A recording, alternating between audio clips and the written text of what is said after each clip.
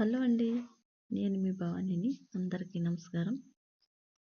నేను నిన్న మా చెల్లి రమ్మంటే వెళ్ళానండి. సొరలు తెచ్చానక్క కూర వండుదాము అందండి. అమలాపురం నుంచి తెచ్చిందండి 3 సొరలును. 3 సొరలు ఇంచుమించు 400 పెట్టి తెచ్చిందండి. ఫోన్ చేసింది.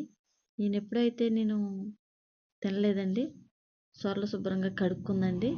కడిగేసి ఒక పెద్ద గిన్నె తీసుకుని దాంట్లో గ్యాస్ మీద ఉడకబెట్టుకుంటుందండి సొరలు. కానీ వీడియో పూర్తిగా చూడండి.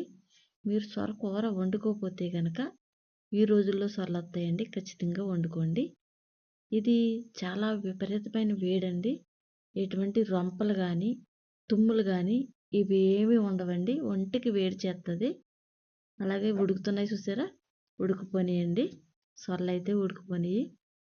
మా సూర్యకాంతం గారి తర్వాత మా చెల్లండి అంత బాగా వండుతుంది కూర. అలాగే ధనియాలు, వెల్లుల్లిపాయ, జీలకర్ర, లవంగములు శుభ్రంగా దంచుకుని ఒక పక్కన పెట్టుకుందండి. బయట మసాలాలు వాడదండి. దీంట్లో ఈ కూరలో సొరకూరలో నీటితో పని లేదు. ఓన్లీ నూనెతోనే వండుకోవాలి. శుభ్రంగా దంచుకుంటుందండి మసాలా.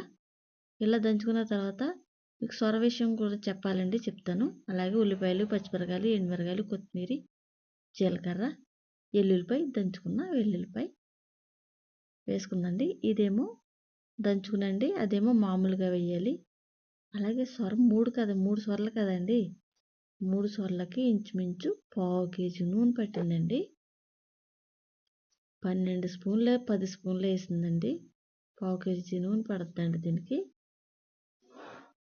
మా సూర్యకాంతం గారి తర్వాత మా చెల్లి బాగా వండుతుందండి కూర. అలాగే పచ్చిమిరకాయలు,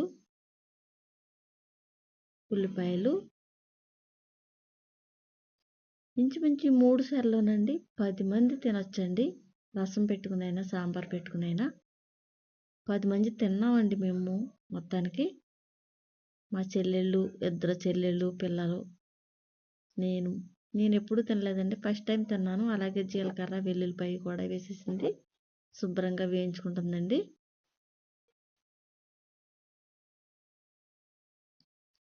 ఎండుమిరకాయలు శుభ్రంగా ఫ్రై చేసిన తర్వాత అండి, ఈ రోజుల్లోనే వస్తుందండి సొరలు.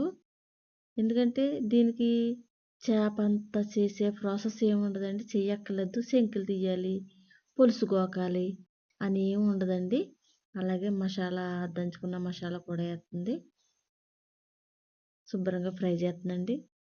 ఇవి శంకులు తీయటం, పులుసు తీయటం అని ఏమి ఉండదండి. ఉడకబెట్టేసుకుని ముళ్ళు కూడా తినేస్తారండి. ఇది మనం ముళ్ళు తీసి పక్కన పెట్టక్కర్లేదు. కొయ్యంగల్లాగా, కట్టిపరుగుల్లాగా, పులసల్లాగా. అలాగే ఇదంతా పిడుపులా పిండుకుందంటే మొత్తం చేప అంతా అంత అయిందండి. 3 చేపలను. అలాగే 10 స్పూన్లు వేసిందండి కారం, సాల్టు. నేనైతే ఉప్పు వాడతానండి. సాల్టు ఇదంతా వేసి కలిపేసిందండి. పసుపు, ఉప్పు, కారం పెట్టి వేసేసుకున్న తర్వాత మనకి ఉల్లిపాయ వేగుతుంది కదండి. శుభ్రంగా మగ్గిపోయిన తర్వాత ఈ సొరపిట్టు ఆ నూనెలో వేసేయాలండి. ఉల్లిపాయ ముక్కల్లో అదిగోండి ఉల్లిపాయ ముక్కల్లో వేసేస్తుంది. మీరు తినకపోతే కనుక ఫ్రెండ్స్ నిజంగా తినండి. పొడుగ్గా కనపడుతుంది చూసారా, ముళ్ళండి. ఈ ముళ్ళు కూడా నమిలేయచ్చండి, మెత్తగా ఉంటాయి.